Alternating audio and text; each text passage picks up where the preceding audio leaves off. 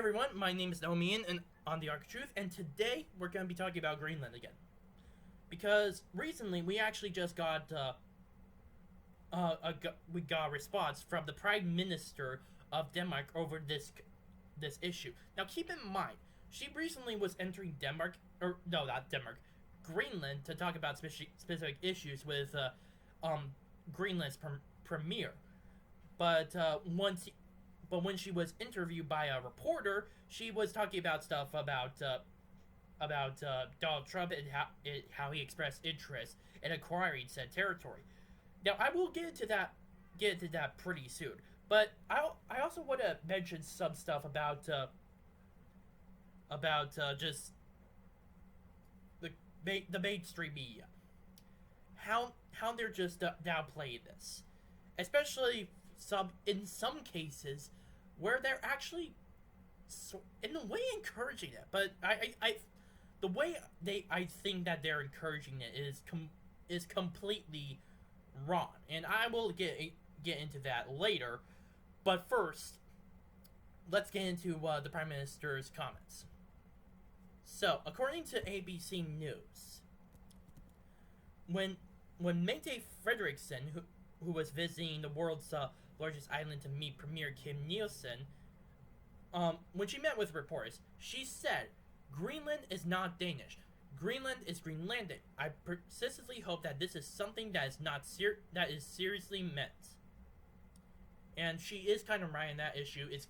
Greenland is sort of a semi-country, semi-territory, because it has more. While Greenland has control over its domestic affairs, Denmark has more control in terms of both military as well as foreign affairs. In fact, in all honesty, while there is a limited presence of Danish defense forces on the island, I would say that the only major military base would happen to be Thule Air Force Base, and that happens to be administered by the United States Air Force. So continuing on, Frederiksen said Sunday that the Arctic, with resources that Russia and others could exploit for commercial gain, is becoming increasingly important to the entire world community. Which is weird. How she said that was weird, because she only is giving a little bit more legitimacy over this idea. I mean, there has been previous legitimacy of just strategic resources, oil, or possible oil, iron ore, gold, minerals, that sort of thing, that the United States would love to acquire. And at the same time, Trump said that Denmark is paying $700 million on Greenland, so why not give it to the United States? Not only spending that $700 million on something else, but also take as much money from the acquisition of territory as possible. So again, that makes perfect sense. And this only serves as more of a legitimate argument that Donald Trump is making. Although he said something before that it's not, that while he is expressing interest, it's not really something that he's going to be focused on anytime soon. In fact, it's on the back burner for right now. Continuing on. Thankfully, the time where you buy and sell other countries and populations is over. Let's leave it there. Jokes aside, we will, of course, love to have an even closer strategic relationship with the United States, Frederiksen said. The buying of and selling of other countries and populations is over. That's not really true. If that's the case, a lot of countries around the world would not be having this issue with just territories. There's been a lot of disputes. In fact, the closest one that we have in terms of the closest one to us in terms of geography would be between Venezuela and Guyana. Venezuela actually claims half of that territory, and it's been a dispute that's been happening for about a century or so. Even after Guyana became its own independent entity, away from the British. So it's what she said there. It makes no sense. Second, in terms of markets, this has been something that isn't new. Thousands of years has gone by where people try to find a way to acquire not only land to sustain themselves, but also their own shelter or home. That is where the real estate business comes in.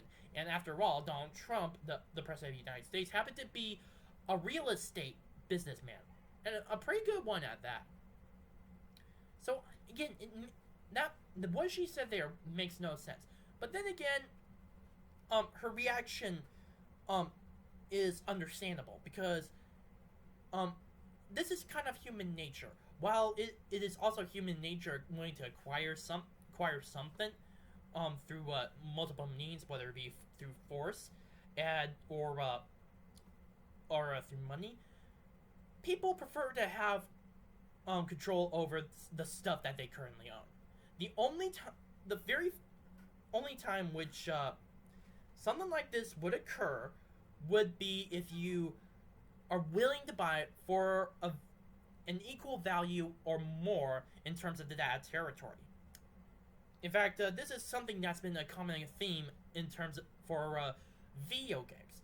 When I play Empire Total War, I play as the United States, and I tend to find a way in order to acquire as much territory as possible, whether it be through expanding through military or something else. Like say, whenever I'm dealing with the Spanish Empire, I'm into the idea of acquiring Cuba because it has, although it's underdeveloped in terms of that game, or well, at that point in time, they have sugar, they have cotton, they have those kinds of resources, which would be a big boom to my economy. Plus, the tax revenue would also be fine. So I amass as much money as possible, about 25,000 gold or such, and then I talk to them and ask if I can buy that piece of territory, and they say yes. So it's not new. This is a done deal that's a part of human nature.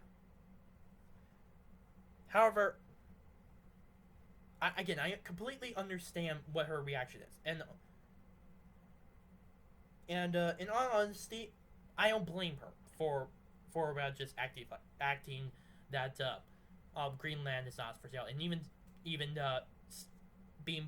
being in that position of saying that Greenland is not for sale. It makes sense. But now to look forward into how the mainstream and social media are actually into this sort of thing. Most of the media I've seen is basically an attack on Trump. I mean, it's mainly because mainstream media is mainly full of left-leaning activists, journalists, that sort of thing, or well, they call themselves journalists. But anyway, it seems to be more of an attack on Trump and against just the idea of thinking that's completely stupid. In fact, the New York Post, and I'm pretty sure that seems more right wing, actually talked about something that John Oliver did in one of his sketches, where he said, "Of course, Donald Trump would buy Greenland. It's that icy atmosphere is definitely his type." And of course, he put up Melania Trump. They are not. They are absolutely not giving any sort of good basis in order to say that this is a bad idea. However, the proponents or even the alternatives that some people in the mainstream media are saying is just too far out there. There's an article in the Washington Post, and I will be linking these sources down in the description below, where there was an opinion piece saying that Donald Trump should actually acquire Greenland by force. Completely ridiculous. You think the idea with invading Venezuela or attacking Iran is bad? Think again, because this would make us look bad, not just the entire world community, but to our own allies, and that would just ruin everything. Not to mention the whole cost of occupying the country, the whole idea of assimilating Greenland. It's just that would be a logistical nightmare. So I don't think that it's in America's best interest to go to war, especially with its own allies, because Denmark is a part of NATO, as well as the United States is, and that would just make us look way, way worse in the eyes of the world community, and especially in the eyes of Europe and other nations that are currently allied with us. Now, and there's even another alternative that I also saw, which said that Canada should be the one that should be bought, which is completely ridiculous in my personal opinion, considering that Canada is more developed, it has its own separate identity, its own culture, and it has its own means of its own thriving economy. Although you could say otherwise with how Justin Trudeau is doing that, but either way, it has a large enough economy to sustain itself. So it really does not have any reason to do, and it doesn't really have any reason to be part of the United States. For those of you who are major video game nerds, I'm pretty sure a lot of people played Fallout, and the United States actually acquired Canada prior to the nukes going off in that game, and a lot of people did not like that. The Canadians did not like that, and it led to an insurgency, led to martial law, and again, same thing with what I said before with the forcible occupation of Greenland. It would be a logistical nightmare. So those two ideas are definitely off the table. Now, do I believe that Greenland will be bought? At this point, not really.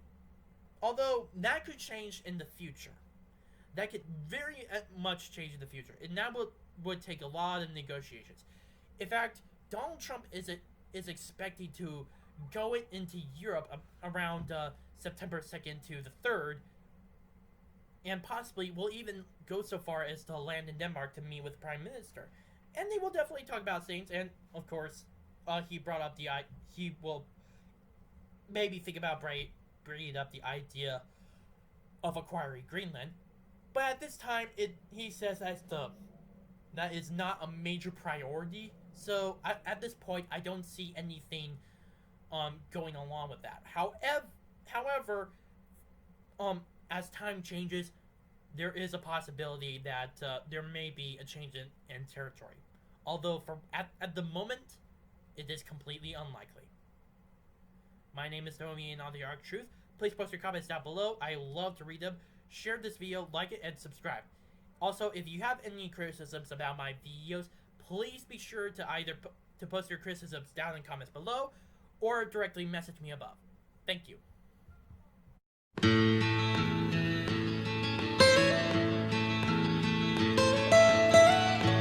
Almost heaven, West Virginia, Blue Ridge Mountain.